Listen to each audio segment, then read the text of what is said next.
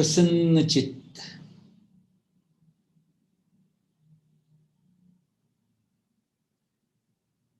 रीढ़ की हड्डी को थोड़ा सा सीधा कर लें, हाथों को घुटनों पर रख लें और हथेलियों को ऊपर की तरफ खुला कर दें और चेहरे की सुंदर सी मुस्कान बनाए रखते हुए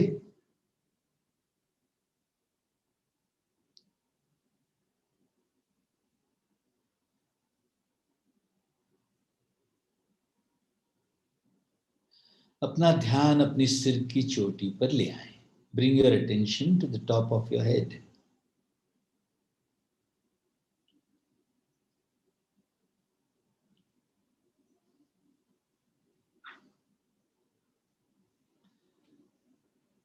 लंबी भरपूर सांसें लेते रहना, सिर की चोटी पर ध्यान रखना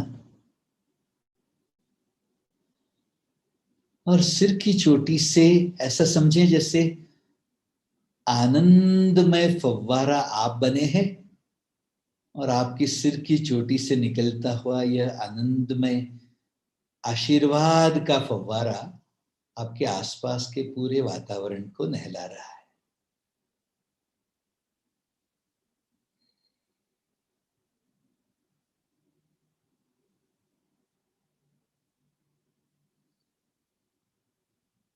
लंबी भरपूर सांसें चालू रखिएगा, सिर की चोटी पर ध्यान रखिएगा और सिर की चोटी से निकलते हुए आशीर्वाद के, प्रेम के आनंदमय फव्वारे में आपकी पूरी सृष्टि को नहलाइएगा।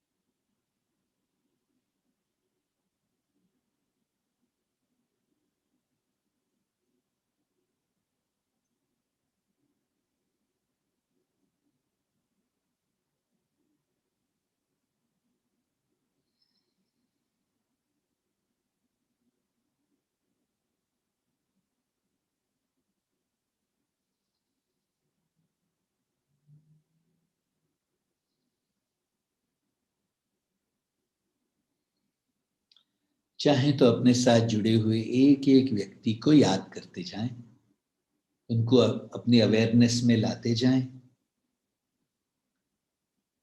और पूरे मन से, पूरे दिल से उनको आशीर्वाद देते हुए, सिर की चोटी से निकलते हुए आशीर्वाद में नहलाते जाएं।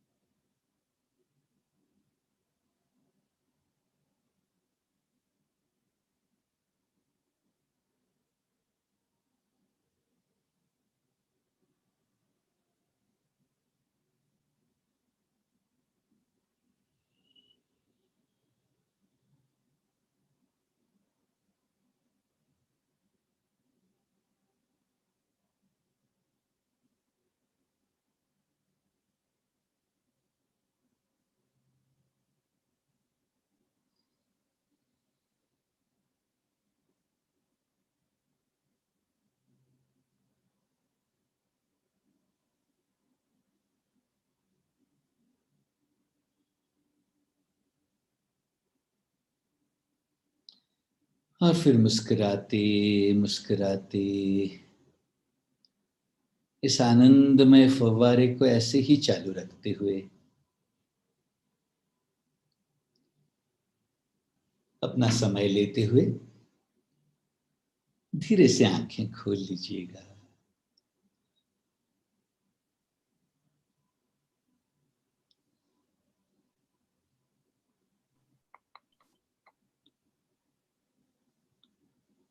Welcome, Rishi ji. So, of course, Rishi ji doesn't need an introduction, but yet I will just do that a little. Rishi ji is a disciple of Gurudev Shri Shri Ravi Shankar ji and a director of programs at the Art of Living World largest NGO.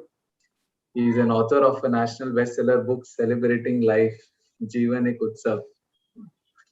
So he's a like Krishna is a multi skill, no kala wale personality. Even Rishi ji is so qualified chemical engineer, successful corporate career, and accomplished motorbike racer and a professional singer as well.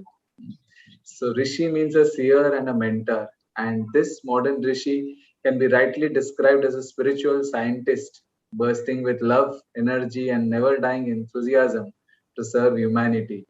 You have been teaching Art of Living programs to millions, Rishiji, in more than 60 countries now around the world, including prestigious institutions like IITs, IIMs, and various corporate organizations like Larsen and Toubro, Adani, and also training teachers and volunteers.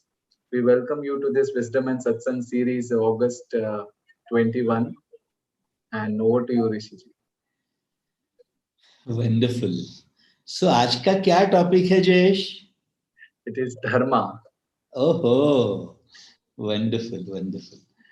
बहुत this topic is very close to my heart. अच्छा, सब लोग थोड़ा सा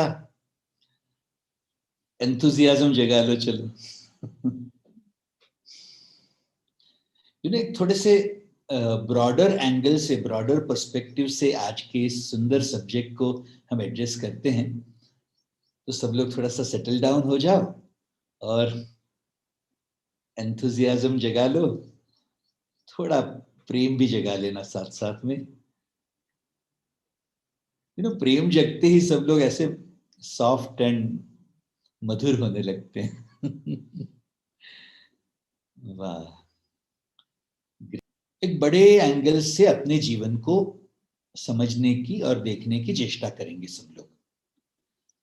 अब देखो, एक जीव यहाँ पर, जैसे अभी 275 पीपल हैव ऑलरेडी जॉइंड, 275 लोग.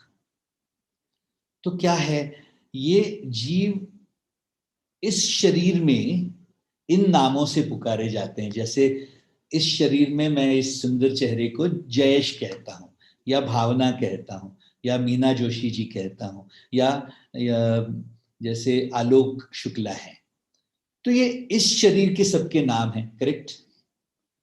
अच्छा, इन सबको यहां पहुंचने के लिए कितने जन्मों की, अनगिनत जन्मों की, लिटरली लाखों जन्मों की यात्रा सर करनी पड़ी होगी, तो आज हम यहाँ आके बैठे हैं एक दूसरे के सामने. क्लियर? और ये शरीर छूटने के बाद भी वो अनंत यात्रा आगे चालू रहने वाली है. Everybody clear about this my dear? अच्छा, नाउ इस पूरे जन्म के, लाखों जन्मों के खेल में मेरी बात सुनो. अब इस लाइफ टाइम पर आते हैं कि भाई, क्या ये शरीर मिलने के बाद कोई माँ बने, कोई पिता बने, कोई भाई बहन बने, कोई माता, वो हम किसी के माता पिता बने, कोई कोई बॉस बना, कोई मित्र बना, करते करते करते अब अपने संबंध भी बने हैं. और जैसे ये शरीर छूटेगा, उसके साथ साथ में बहुत सारे खेल अपने आप ही खत्म होने वाले हैं. अच्छा, ऐसे इस लाखों जन्मों वाले जीवन को देखो तो इस लाइफ टाइम का अगर हम रेफरेंस गिनते हैं, तो मैं कहता हूं ये 6 क्षेत्रों वाला जीवन है अपना. इसका सिनॉप्सिस समझा रहा हूं मैं, थोड़ा सा ध्यान से समझिए. कौन से 6 क्षेत्र हैं भाई? तो संबंधों की दुनिया है अपनी, फिर प्रोफेशन है. कुछ लोग प्रोफेशन की तरफ गए, कुछ लोग नहीं गए, लेकिन दूसरा क्षेत्र हो सकता है आपके जीवन का, प्रोफेशन का. फिर तीसरा है आपकी शौक की दुनिया, आपकी हॉबीज हैं. किसी को गाने का शौक है, किसी को तबला का शौक है, किसी को क्रिकेट का शौक है, किसी को लिखने का शौक हो, पेंटिंग का शौक हो, जहां आप अपने आप को एक्सप्रेस करते हो. बड़ा सुंदर बनाता है ये क्षेत्र आपके जीवन को. तो तीसरा क्षेत्र है संबंधों की दुनिया, अलग है, प्रोफेशन अलग है. हॉबीज अलग हैं। फिर चौथा क्षेत्र है आपकी फिजिकल हेल्थ की बात।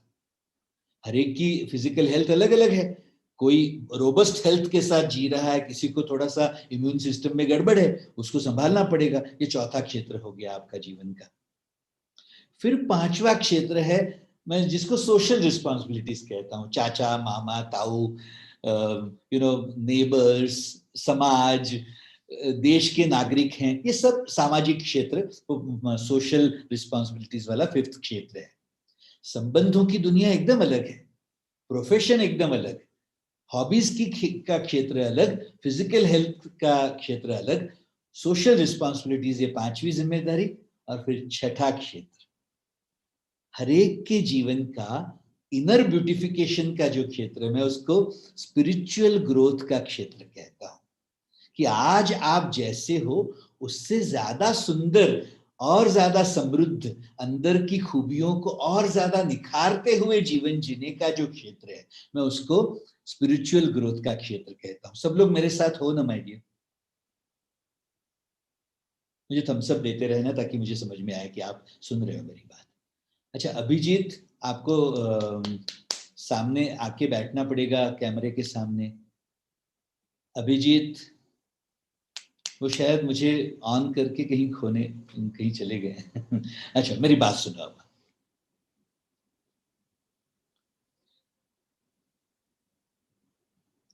मैं वो लाखों जन्मों वाली जीवन यात्रा का स्मरण क्यों करा रहा हूं? क्योंकि आप इन 6 क्षेत्रों को अगर आप देखोगे ना, तो बाकी के सभी क्षेत्र कैसे हैं पता है? जैसे ही ये श्वास टूटेगी, शरीर खत्म हो जाएगा, उसके साथ साथ में पहले 5 क्षेत्र अपने आप ही खत्म। संबंधों की दुनिया, पता नहीं कौन आज मां बना है, नेक्स्ट लाइफ टाइम में शायद हमारी ही बेटी बन के आए। तो ये संबंध अलग हो गया सबका। जिनको आज आप बेटी कह रहे हो सकता है पिछले ही जन्म में आपकी मां होगी वो, पता नहीं। यानी कौन क्या आगे चलेगा क्या नहीं चलेगा पता नहीं है। सो संबंधों की दुनिया खत्म। जहां व्यवसाय का क्षेत्र है, पैसा कमाना वगैरह, ये क्यों जरूरी है? क्योंकि ये शरीर है। शरीर के खत्म होते ही वो सब औपचारिकताएं एक साथ में खत्म हो जाएंगी। फिर हॉबीज, वो थोड़ा सा आगे चल सकता है कि भाई सचिन तेंदुलकर इसके पहले वाली लाइफ में भी कुछ ना कुछ स्किल लेके इस शरीर में आया, तो 14-15 साल की उम्र में ही प्रोडिजी बन गया। या कोई अगर आप देखो, कुछ लोग कैसे होते हैं कि संगीत सीख के ही आए हैं, ऐसा लगता है जैसे 5-6 साल की उम्र में ही वो ऐसा सुर पकड़ लेते हैं कि पिछले जन्म का कुछ न कुछ वो लेके चले होंगे। करेक्ट? तो वो एक क्षेत्र ऐसा है जो शायद कैरी फॉरवर्ड हो। फिर चौथा फिजिकल हेल्थ, उसमें भी आपने अगर अपनी ऊर्जा को हायर लेवल पे बनाया होगा, आगे के शरीर में भी काम आने वाला है वो आपको। आप सुन रहे हो मेरी बात? ये यानी हमारी जो फिजिकल हेल्थ इस शरीर के होते होते आपने बनाई, वही चेतना जब आगे चलेगी, आगे के शरीर में भी उसी चेतना के द्वारा उसी तरह की फिजिकल हेल्थ भी मिलेगी आपको। आप, I hope you are understanding my point. कोई सपोज रोग लेकर ही इस शरीर में पैदा होते हैं, वो इस शरीर का खेल नहीं होता, इस लाइफ टाइम का खेल नहीं है, वो कहीं पीछे से कुछ चला आ रहा है, इसलिए ऐसा है। सब सुन रहे हो क्या? ये है ना, एक मुझे इवेंट याद आ रहा है। किसी ने गुरुदेव को ये प्रश्न किया कि गुरुदेव, किसी के जीवन में माता पिता बहुत अच्छे स्पिरिचुअल पाथ पर चलने वाले, उनके घर पे सडनली कोई मेंटली रिटार्डेड बच्चा आ गया। अब माता पिता का पूरा जीवन उसी एक बच्चे को संभालने में लग जाता है। तो गुरुदेव बोले कि देखो भाई, कोई अगर इंटेलिजेंटली, वो बुद्धिमत्ता पूरी तरह से परिपक्व ना हुई हो और ऐसा जीव शरीर में आ गया मनुष्य की, क्या हुआ होगा? पशु योनि में से, जानवर योनि में से अभी अभी इंसान बना होगा भाई। तो बुद्धि उसी लेवल की है अभी भी। तो आप उसको बहुत ज्यादा सबके साथ कंपैरिजन करके ठोक के इस तरह से उसको समझाने नहीं जाना, उसकी अपनी अपनी स्थिति के मुताबिक धीरे धीरे करते करते वो सुधर ही जाएगा। May be next life time में आप ऐसा समझो जैसे आप केयर टेकर हो उसकी। आप समझ रहे हो क्या मेरी बात? फिजिकलनेस के अंदर भी, फिजिकल बॉडी के अंदर भी वो कार्मिक गेम चल रहे हैं, पुराने चल रहे हैं आगे के लिए भी। इसलिए वो गुरुदेव ये भी कहते हैं ना कि फ्रस्ट्रेट होके अगर कोई व्यक्ति ये शरीर खत्म कर दे, आत्महत्या कर ले, लेकिन मन तो वैसा का वैसा ही आगे जाने वाला है, आगे के शरीर पर भी वैसा ही इफेक्ट होगा उसका। सब सुन रहे हो मेरी बात? आगे के जन्म में भी छुटकारा नहीं है, इसलिए तुम ये गलती कभी मत करना। इसी लाइफ टाइम में अपने मन को विकारों से मुक्त करने के लिए लगाओ काम में। ये एक बात है। अब मेरी बात सुनो, उसमें मेरा पॉइंट क्या है, संबंधों की दुनिया हो, प्रोफेशन हो, फिजिकल हेल्थ हो, हॉबीज हो या सोशल रिस्पॉन्सिबिलिटीज हो, ये सब की सब छोटे छोटे अपने कैरी फॉरवर्ड वाले छोटे छोटे एक खेल करके जैसे ही ये शरीर छूटेगा सब का सब खत्म हो जाएगा। मे बी 2% 3% कैरी फॉरवर्ड होगा, लेकिन जो स्पिरिचुअल ग्रोथ वाला, अंदर की दुनिया को समृद्ध बनाने वाला जो खेल है, वो हमेशा के लिए आपके साथ जाने वाला है my dears. Are you listening to me? तो मैं ये कह रहा हूं, जैसे आज का जो टॉपिक है धर्म का, तो धर्म मैंने क्या है, मैं कहूंगा एक जीव का क्या धर्म है, तो अपनी चेतना को, सब सुन रहे हो मेरी बात, जीवात्मा की चेतना को परमात्मा की चेतना के जैसा बनाने की चेष्टा, ये धर्म है।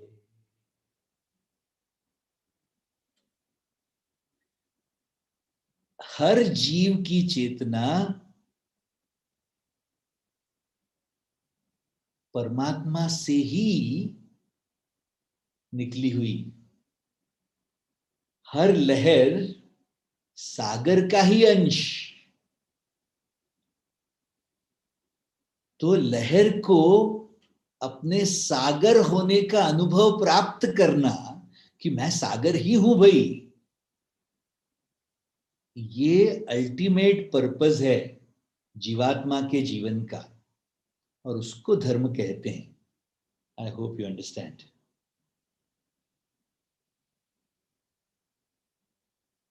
सुन रहे हो मेरी बात? वंडरफुल।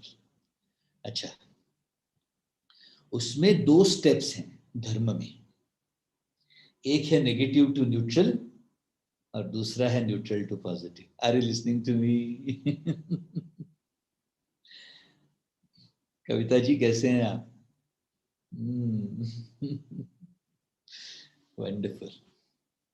अच्छा, नेगेटिव टू न्यूट्रल के लिए आपकी चेतना को जब समृद्धि का, परमात्मा जैसी बनाने का एक प्रयत्न कर रहे हो, तो उसमें एकदम माइन्यूटेस्ट लेवल पर अंदर का फाइन ट्यूनिंग जरूरी पड़ेगा। माइन्यूटेस्ट लेवल पे सपोज किसी को ज्यादा बड़बड़ बड़बड़ करने की आदत है, तो उनको अपनी चेतना को समृद्ध बनाने के प्रोसेस में वहां रोक लगानी पड़ेगी। बहुत ज्यादा शब्द बोल के अगर वो एनर्जी गंवा रहे हैं, मन बिखर रहा है, तो वहां रोकना पड़ेगा अपने आप को। कोई जो जरूरी है वो बोल नहीं रहे हैं, अंदर की बात अंदर रखने वाले जीव हैं, तो उनको एक्सप्रेशन ठीक से करने का ट्रेनिंग चाहिए। सब सुन रहे हो मेरी बात? अच्छा, किसी के मन में, आपको पता ही है नेगेटिव टू न्यूट्रल के लिए वो, अगर आपको याद हो, 6 गड़बड़ों से मुक्ति चाहिए होगी आपको। काम, क्रोध, लोभ, मोह, मद यानी ईगो के 11 फ्लेवर्स, और मत्सर माने जेलसी। इन गड़बड़ों से मुक्ति, ये नेगेटिव टू न्यूट्रल का स्टेप है। ये एकदम मोटी मोटी बातें हैं, और गहरे उतरोगे तो मैं कहता हूं आपको उस लेवल पर हमें लेके जाना पड़ेगा कि संसार में जीते जीते भी तुम संसार त्याग सको अपने मन से। I hope you understand. जी रहे हो संसार में, संबंध संभाल रहे हो, रिलेशनशिप संभाल रहे हो, व्यवहार व्यवसाय सब संभाल रहे हो, साथ साथ में एवरी डे कुछ समय ऐसा निकाल रहे हैं कि इस माया से मन को छुड़ा के अपने अंदर स्थिर होकर बैठे, भगवत्ता का दर्शन अपने अंदर करने लगे हैं। ये न्यूट्रल टू पॉजिटिव का स्टेप है। सब सुन रहे हो मेरी बात?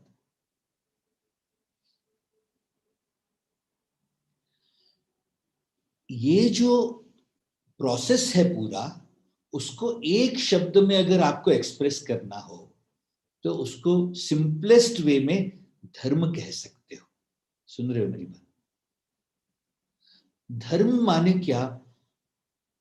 आपकी संपूर्ण ब्लॉसमिंग का टेक्नोलॉजी और आपके द्वारा आपके आसपास के वातावरण के ब्लॉसमिंग का टेक्नोलॉजी है ये।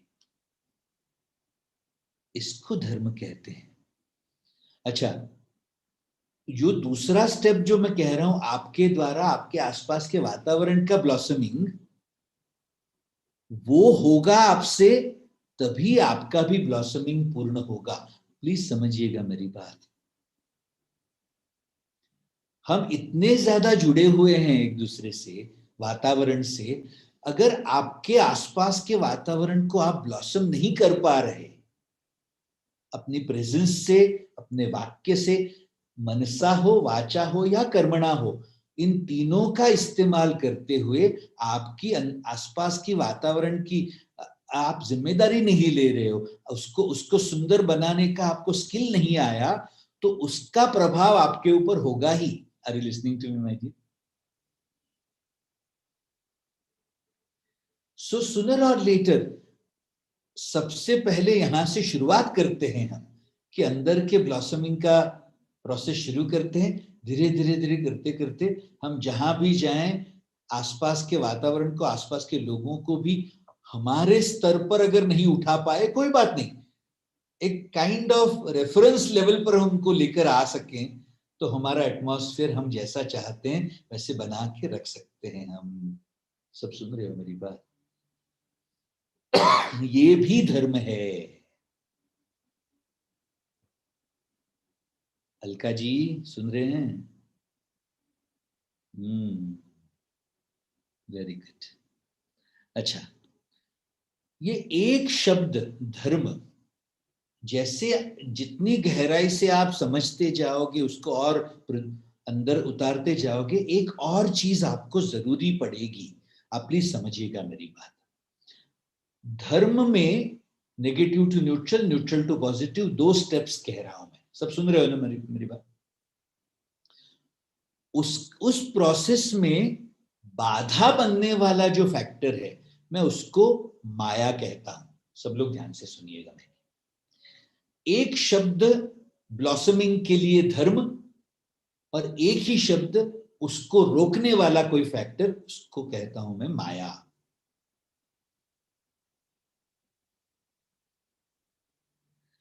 जितना आपको धर्म समझ में आए और उसके पीछे आप लगें, उतना गहराई से आपको माया के प्रभाव से दूर रहने का, डिपार्टेड रहने का, उससे बचे रहने का भी अभ्यास करना जरूरी होगा my dear. I hope you understand this. अच्छा, मैं उसमें माया से बचे रहने को भी मैं धर्म ही कह रहा हूं।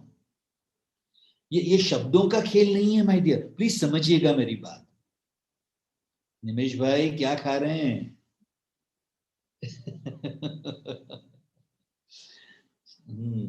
सब सुनिएगा मेरी बात।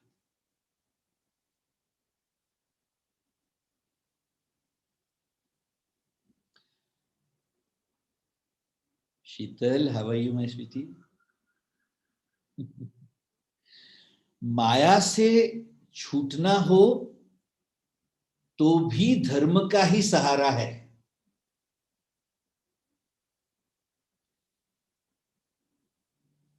जितना गहराई से माया को समझा उतना उसका मेस्मराइजिंग इफेक्ट जो है तुम्हारे मन पर, तुम्हें असत्य में विश्वास कराती है। वो बेवकूफ से बेवकूफ चीजों की तरफ मन को घसीट के ले जाती है। तुम्हारा टाइम, एनर्जी, माइंड जैसे तीनों इतनी बहुमूल्य चीजें, बहुमूल्य तुम्हारे जीने के साधन वो बर्बाद कर देगी। वो सब करने वाली माया है। Are you listening to me मैजी? साधना, सत्संग, सेवा तुम्हारे जीवन को ब्लॉसम कर देंगे। वो करने में बाधा किस चीज से? तो माया से ही। मेरा पॉइंट समझिएगा। जितना धर्म को समझ के उसके पीछे लगे रहना जरूरी है, उतना ही जरूरी मैं कहता हूं माया को समझ के उसकी चंगुल से छूटते रहना, ये भी जरूरी है। आई होप यू अंडरस्टैंड।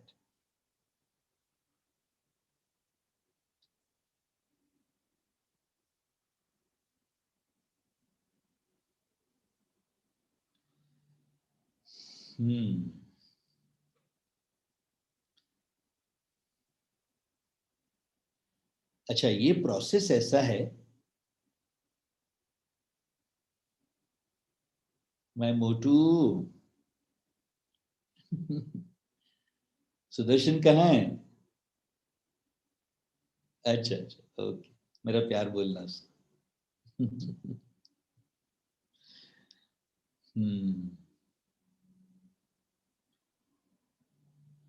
ये जो प्रोसेस है ना, धर्म को धारण करने का और माया को पहचान के उससे बचे रहने का, it's a very very very individual process is what I am saying. क्यों? क्योंकि हर एक के जीवन में अलग अलग रूप से माया खेलती है। किसी को प्रभाव होगा माया का लोभ के रूप में, वो इतना ज्यादा लोभ से पीड़ित होंगे, ये भी पालूं, वो भी कर लूं, वो भी इकट्ठा कर लूं, वो भी अचीव कर लूं, उसके अंदर अपना टाइम, एनर्जी, माइंड बर्बाद कर रहे होंगे। वहां से मन को छुड़ाना पड़ेगा, धीरे धीरे करके छुड़ाना पड़ता है। किसी का संबंधों की दुनिया में इतना फंस गया है मन, वहां उन कांटों में से इस रेशम के कपड़े को निकालना पड़ेगा। Are you listening to me my dear? माया के खेल को इस तरह से डिपिक्ट किया गया, कहते हैं कि जैसे कांटे की बेरी में फंसा हुआ रेशम का कपड़ा, आपका मन उस कपड़े जैसा है और ये माया उस कपड़े को पकड़ने वाली कांटे की बेरी जैसी है। एक एक एक एक बहुत सेंसिटिवली मन को छुड़ा के धीरे धीरे करते करते के समेटना पड़ेगा। मेरी वृंदा माड़ी, आर लिसनिंग माय स्वीटी? आपका चेहरा देख के ही मैं एंथुसियास्टिक हो जाता हूं सडनली। Beautiful beautiful. ये प्रोसेस जो है धर्म को समझ के अपने जीवन में धारण करने का और माया को समझ के धीरे धीरे करते करके मन को उसमें से छुड़ाने का, इस प्रोसेस के लिए थोड़ा सा साथ में बैठना जरूरी, इसीलिए उसको उपनयन कहते हैं। बैठेंगे साथ में, एक एक के जीवन का फाइन ट्यूनिंग करते जाएंगे, तब जाके धीरे धीरे करते करते ये माया का प्रभाव, it is like gradual take over from effect of Maya to getting established in Dharma. This is how the whole process goes on. अच्छा, इसमें अगर आप सब लोगों का मन हो तो इस एक सब्जेक्ट को लेके हम सब लोग 3-4 दिन के लिए कहीं बाहर जाएंगे, कहीं हिमालय में जाके बैठेंगे, कहीं ऋषिकेश जाएंगे, समवेयर वेयर 3-4 दिन के लिए इसी एक सब्जेक्ट को लेके आगे का फाइन ट्यूनिंग सबका कर पाए। इंटरेस्टेड? Very good. अच्छा, आपका कोई प्रश्न हो तो जरूर से पूछना, मैं बहुत ज्यादा बोल ही चुका हूं वैसे।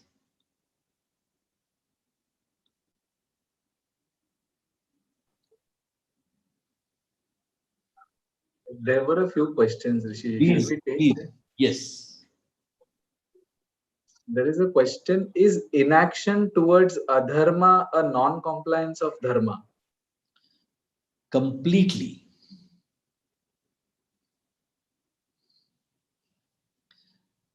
ऐसा समझ लो,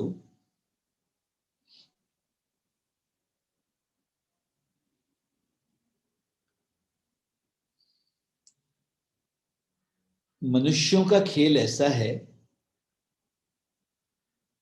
जिस कार्य को जिम्मेदारी लेते हुए जो व्यक्ति जितने समय के लिए अपनी चेतना में धारण करता है, वो कार्य उतनी दृढ़ता से इस 3 डायमेंशनल वर्ल्ड में मैनिफेस्ट होता रहेगा। किसी भोगी व्यक्ति ने या विकार वाले मन ने किसी एक कार्य को अपने मन में धारण करके जो कार्य करते रहे, धारण करते हुए, जिम्मेदारी लेते हुए, तो उससे उसी तरह का मैनिफेस्टेशन होता रहेगा। वो करते हुए देखने वाले व्यक्ति उसका नुकसान जानने के बावजूद भी उसको करेक्ट करने का कार्य अपनी चेतना में धारण नहीं करते, तो ऑपोजिट फोर्स अवेलेबल ही नहीं होता, उसको रेजिस्टेंस अवेलेबल ही नहीं होता, वो नकारात्मक चीज ही मैनिफेस्ट होती रहेगी। आई होप यू अंडरस्टैंड। इसलिए कहते हैं कि सज्जनों के निष्क्रियता से ज्यादा नुकसान होता है दुर्जनों के दुष्ट कार्यों से ज्यादा। सुन रहे हो मेरी बात? सज्जन निष्क्रिय हो जाते हैं, जिम्मेदारी लेके उस अपनी चेतना में उसको धारण नहीं करते, तो वो मैनिफेस्ट ही नहीं कर पाते सज्जनता के कार्यों को। जबकि दुर्जन जो हैं वो पैशन की वजह से, विकारों की वजह से, कुछ गड़बड़ वाली वृत्तियों की वजह से वो गड़बड़ वाले कार्यों को धारण करते रहते हैं, तो वो मैनिफेस्ट करते रहते हैं बार बार। सब सुन रहे हो क्या मेरी बात? ये बात है। तो अधर्म ही समझो उसको। निष्क्रियता मेरे हिसाब से लेजीनेस से उत्पन्न होती है, एक एपथी कहते हैं इसको। अरे कौन झंझट ले करके बैठे हैं रिमोट कंट्रोल लेके हाथ में टीवी का, वो सबसे ज्यादा नुकसान करने वाला कार्य। Yes Jayesh. Dear Rishiji, how does one ensure fulfillment of dharma while carrying out day-to-day activities and stay committed to it? That's a good question. अगर आपको कमिटमेंट को स्ट्रेंथन करना हो ना किसी भी कार्य की, सपोज साधना की कमिटमेंट स्ट्रेंथन करनी है, सपोज आपको सेवा की कमिटमेंट स्ट्रेंथन करनी है, तो उस कमिटमेंट के साथ कोई एक चीज दाव पे लगाओ, स्टेक लगाओ। आपकी मूर्ख बुद्धि को एक ही दिशा में लगाए रखने के लिए ये नुस्खा बहुत काम आता है। फॉर एग्जाम्पल, आप ये करके देखना, जब तक साधना पूरी नहीं हो तब तक ब्रेकफास्ट नहीं करेंगे। ब्रेकफास्ट तभी मिलेगा जब साधना पूरी हो गई। तो ब्रेकफास्ट करना है इसलिए साधना करोगे। आई होप यू अंडरस्टैंड। अच्छा, सेवा को भी इसी तरह से लगाओ। जब तक सेवा पूरी नहीं हो, जो भी आपने सेवा ली है, दिन में 5 फोन कॉल्स करने की सेवा लो। आपको जो समृद्धि मिली है गुरुदेव के पास आके, वो समृद्धि 5 लोगों को एवरीडे पास ऑन करनी है आपको। आप अपना किसान का कार्य करो। किसान समझते हो ना माय डियर, किसान सिर्फ बीज बोने का काम करता है, वो बीज कब फूटेगा उसकी चिंता नहीं करता वो। हमारा काम किसानों का कार्य है। 5 लोगों को ये सुंदर मार्ग ऑफर करेंगे हम एवरी डे। भारत में लोगों की कमी है नहीं माय डियर। करोड़ों हैं। जिसको भी मिलो, मैं कहता हूं आपके द्वारा उनके जीवन में गुरुदेव का प्रेजेंस ऑफर करने का कार्य आपका है। अपने अपने कर्मों से वो लोग उठाएंगे, वो उठाएंगे तो पाएंगे। हम उसकी अपेक्षा नहीं करते कि मैं कह रहा हूं इसलिए आप उठा ही लो इसको, ऐसा नहीं। हम अपना ऑफर करने का कार्य करेंगे, वो अपने अपने कर्मों से चूज करने का कार्य करेंगे। Everybody clear? उसको भी मैं कहता हूं एक एक स्टेक के साथ, एक एक दाव पे लगाओ किस चीज को, मेरी तरफ से इतनी सेवा होगी तो रात का भोजन मिलेगा मुझे। 1 बार 2 बार 5 बार करके देखना। खाली पेट 1 दिन सोना पड़े, 2 दिन सोना पड़े, आई गारंटी यू तीसरे दिन सीधे हो जाएंगे हम। ऐसा है भाई, अपनी बुद्धि को सही मार्ग पर लगाने के लिए ये उसको प्रलोभन देना पड़ता है, जब तक वो अपने विवेक से सही मार्ग पर ना चले। Are you listening to me my dear? सब सुन रहे हो ना माय डियर? ये इनिशियली चलने वाले नुस्खे हैं। थोड़े समय के बाद आपको इन नुस्खों की जरूरत भी नहीं पड़ेगी, फिर अपने आप ही वो सेल्फ सस्टेनिंग सिस्टम बन जाता है। वो सेवा के बगैर रह नहीं सकता फिर। सुन रहे हो? तो थोड़े समय के लिए उसको जरूरत पड़ती है सही मार्ग पर लगाए रखने के लिए। हा? तो मैं ये कहता हूं कमिटमेंट को किसी भी चीज के साथ जोड़ना चाहिए, दाव पे लगना चाहिए, कुछ स्टेक लगना चाहिए। और फिर एक और बात है, ध्यान से सुनना सब।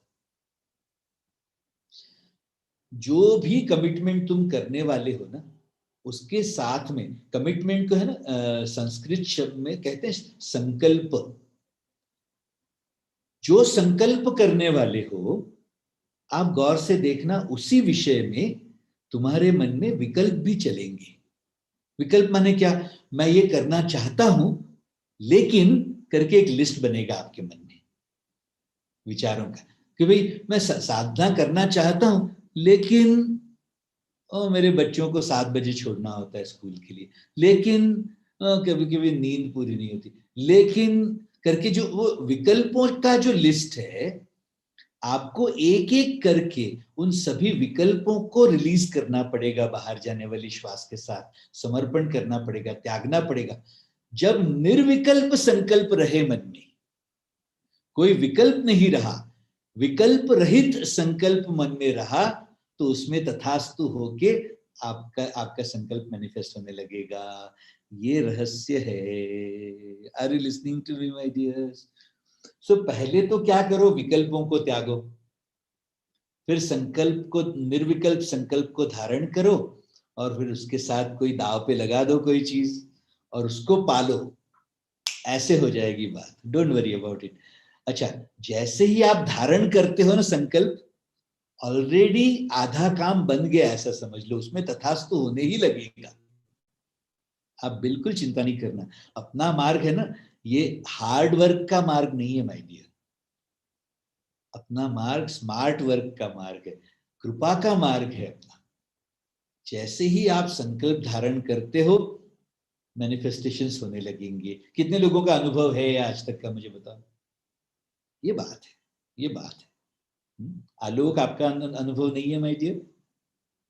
हाँ, होगा ही। यस जीते। जयेश। ऋषि जी, माया से दूर जा रहे हैं, इसका प्रमाण क्या होगा? मन तुम्हारा जितना अनकंडीशनल हैप्पी होता रहे, वो माया से छूटने का डायरेक्ट साइन है। सब सुन रहे हो क्या? Conditioned happiness is because of माया।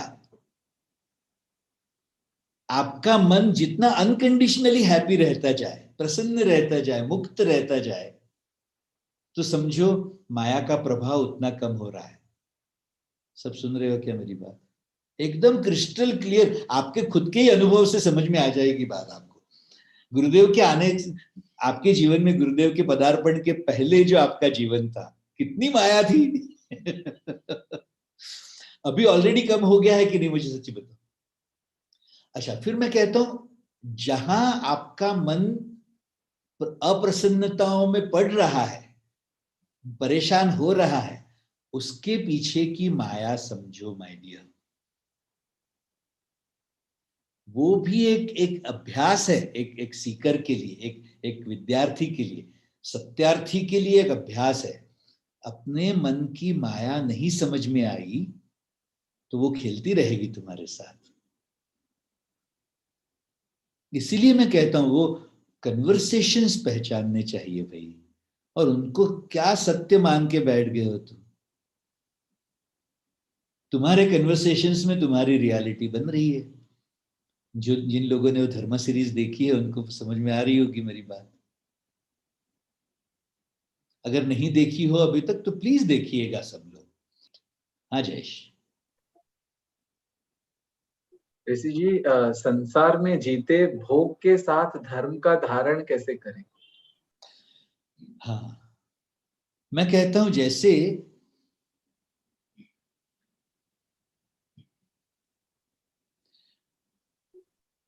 ये जो 5 इंद्रियों के सुखों का भोग है ना,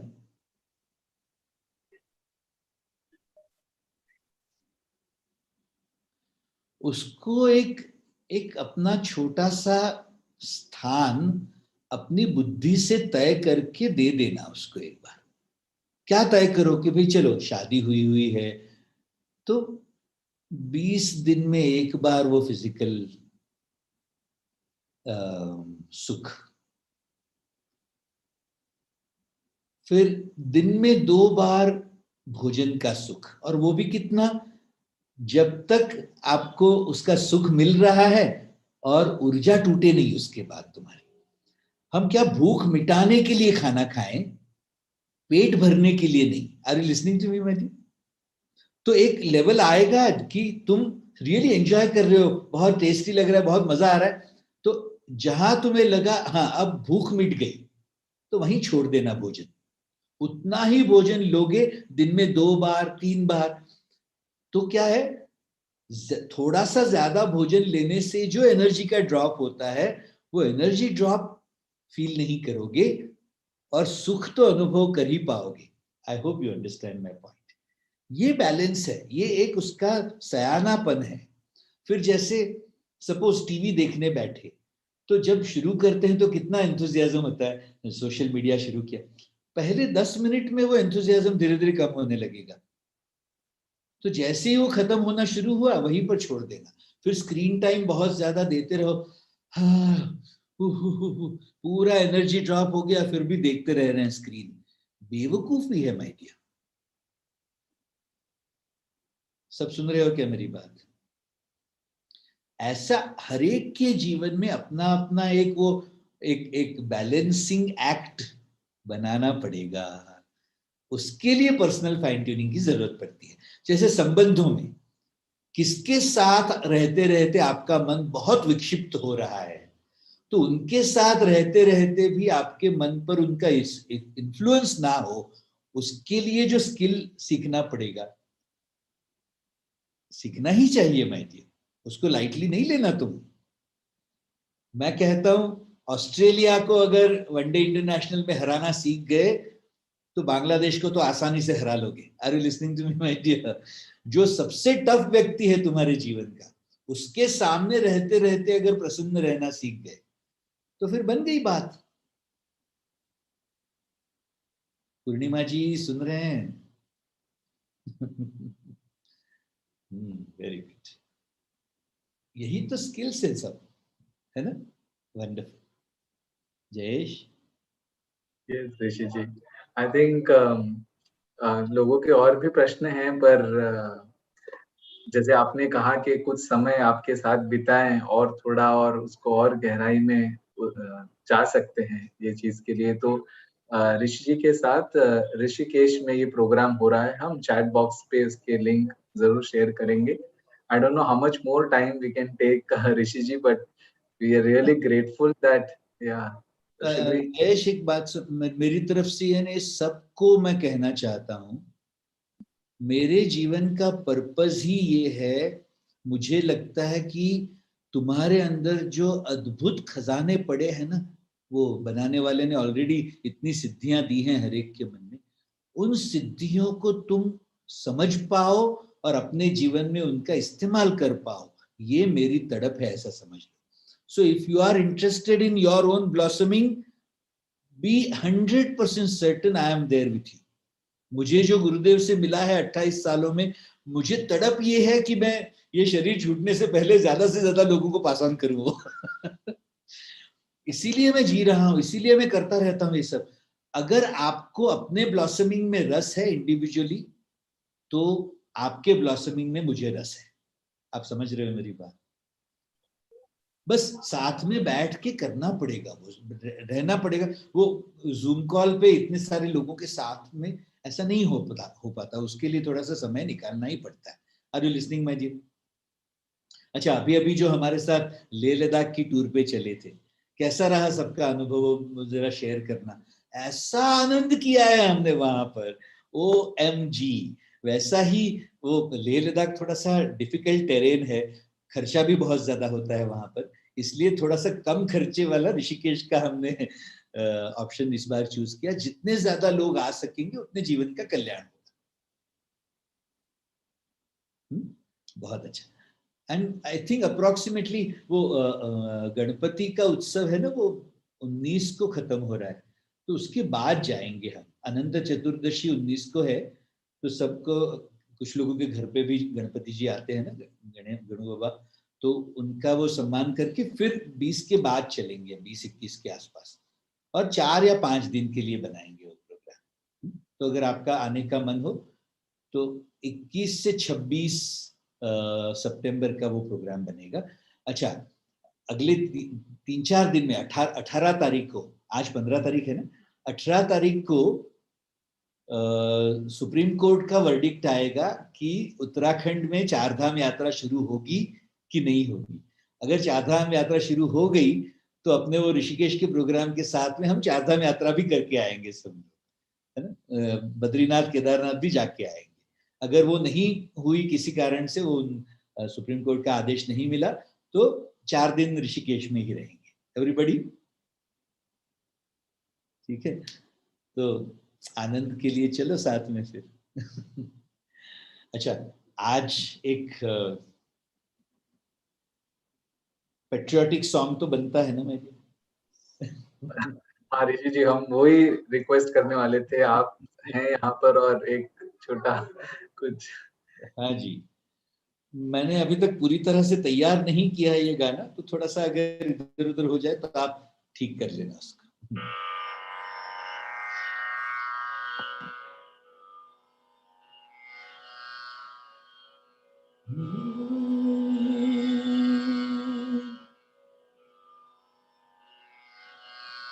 तलवारों पे सिर वार दिए,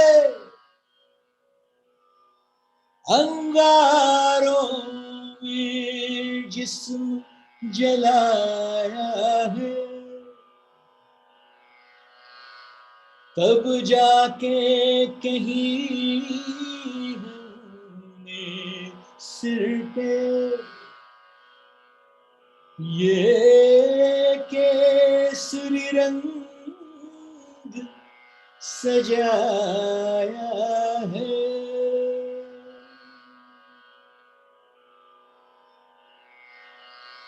है मेरी ज़मीं अफसोस नहीं तो तेरे लिए सौदर्द सहे, महफूज रहे तेरी आन सदा, चाहे जान तेरी ये रहे न रहे. है मेरी ज़मीं महबूब मेरी, नस नस में तेरा इश्क बहे, फीका न पड़े कहीं रंग तेरा, जिस्मों से निकल के खून कहे. तेरी मिट्टी में मिल जावा गुल बन के, मैं खिल जावा, इतनी सी है दिल की आरज़ू। तेरी नदियों में बह जावा, तेरे खेतों में लहरावा, इतनी सी है दिल की आरज़ू। ओ हो ओ हो ओ हे हे हे ओ हो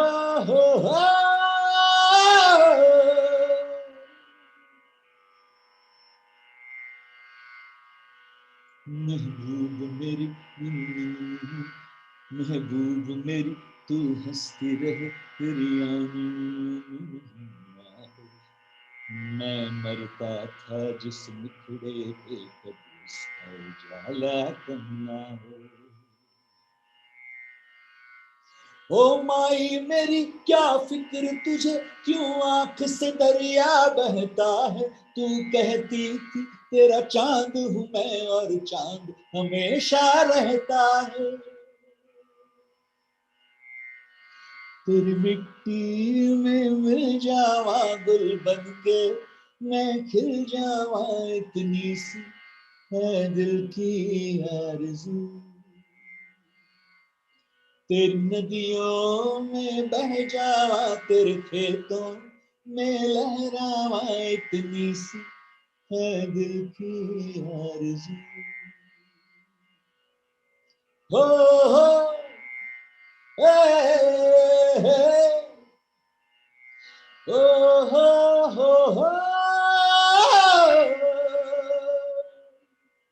हे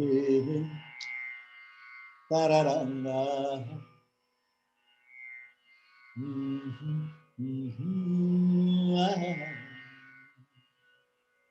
सरसों से भरे खलिहान मेरे, जहाँ घूम के घूंघड़ा पा न सका। आबाद रहे वो गांव मेरा, जहाँ बहुत खुला उस जान सका। हो वतनावे मेरे वतनावे, तेरा मेरा प्यार निराला था। कुर्बान हुआ तेरी असमत पे, मैं कितना नसीबों वाला था। तेरी मिट्टी में मिल जावा गुल बन के, मैं खिल जावा, इतनी सी है दिल की आरज़ू। तेरी नदियों में बह जावा, तेरी फसलों में लहरावा, इतनी सी है दिल की आरज़ू। हो हे हो हो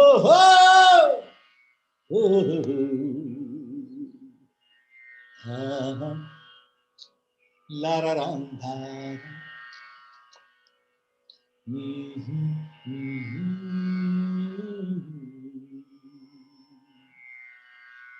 केसरी